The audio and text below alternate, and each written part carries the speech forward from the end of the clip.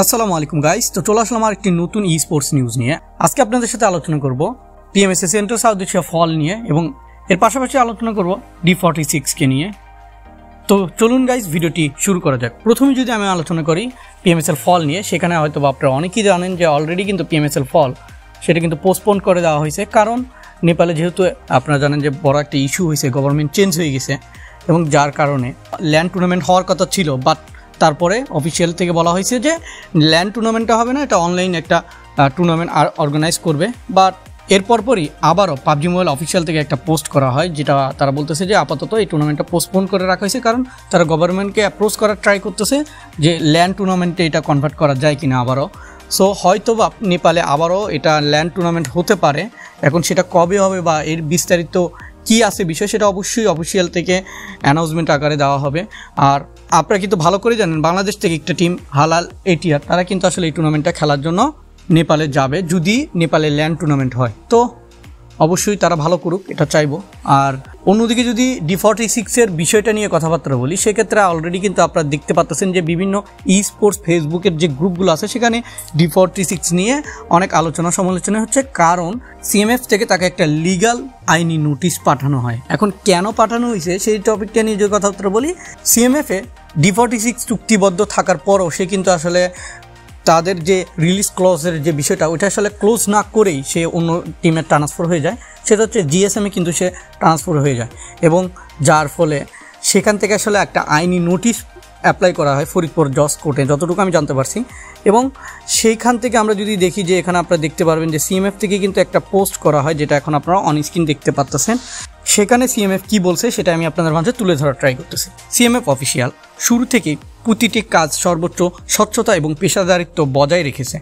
আমাদের প্রতিটি প্লেয়ার এবং প্রতিটি চুক্তি আমরা লিখিত নীতিমালা অনুযায়ী পরিচালনা করি, যা শুধু টিম নয়, পুরো ই স্পোর্টস কমিউনিটির প্রতি আমাদের দায়বদ্ধতার একটি অংশ। তবে দুঃখজনক হলেও সত্য যে সম্প্রতি চুক্তিবদ্ধ প্লেয়ার D46-এ GSM তাদের দলে অন্তর্ভুক্ত করেছে সম্পূর্ণ অপেশাদার এবং নিয়ম বহির্ভূত উপায়ে। আমাদের পক্ষ থেকে কোনো অফিসিয়াল রিলিজ না দিয়েই, এমনকি কোনো ধরনের পারপার্শ্বিক আলোচনা ছাড়াই তারা তাকে ওয়েলকাম জানায়। এটি শুধুমাত্র একটি প্রতিষ্ঠানের শোভন আচরণের পরিপন্থী নয়, বরং পুরো কমিউনিটির জন্য একটি নেতিবাচক দৃষ্টান্ত। আমাদের ও খেলোয়াড়দের মধ্যে স্বাক্ষরিত চুক্তিতে স্পষ্টভাবে উল্লেখ আছে, চুক্তির মেয়াদ শেষ হওয়ার আগে কোনো প্লেয়ার টিম ছেড়ে গেলে নির্দিষ্ট রিলিজ ক্লোজ কার্যকর হবে। চুক্তি ভঙ্গের ক্ষেত্রে টিমকে নির্দিষ্ট ক্ষতিপূরণ দিতে হবে। এই শর্তগুলো আমরা একাধিকবার GSM ম্যানেজমেন্টকে স্মরণ করালেও তারা বারবার বিষয়টি এড়িয়ে যায়। এমনকি শেষ পর্যন্ত তারা জানিয়ে দেয় যে তারা রিলিজ ক্লজের শর্ত পূর্ণভাবে মানতে রাজি নয়। এটি নিছক একটি ভুল বুঝাবুঝি নয়, এটি সরাসরি GSM ম্যানেজমেন্টের অবহেলা, দায়িত্বজ্ঞানহীনতা ও অপেশাদার সিদ্ধান্তের ফল। CMF সব প্রমাণ হাতে নিয়েই যখন কোনো সাড়া পায়নি, তখন বাধ্য হয়ে আমরা আইনজীবীর মাধ্যমে অফিসিয়াল নোটিশ পাঠাই। এই ক্ষেত্রে CMF-এর অবস্থান পরিষ্কার। আমরা চাই এই সমস্যা দ্রুত সমাধান হোক এবং GSM আইনি নোটিশকে গুরুত্ব দিয়ে রিলিজ ক্লজ সম্পূর্ণ মেনে চলুক, অন্যথায় আমরা আইনি প্রক্রিয়া সর্বোচ্চ ধাপে যেতে বাধ্য হব।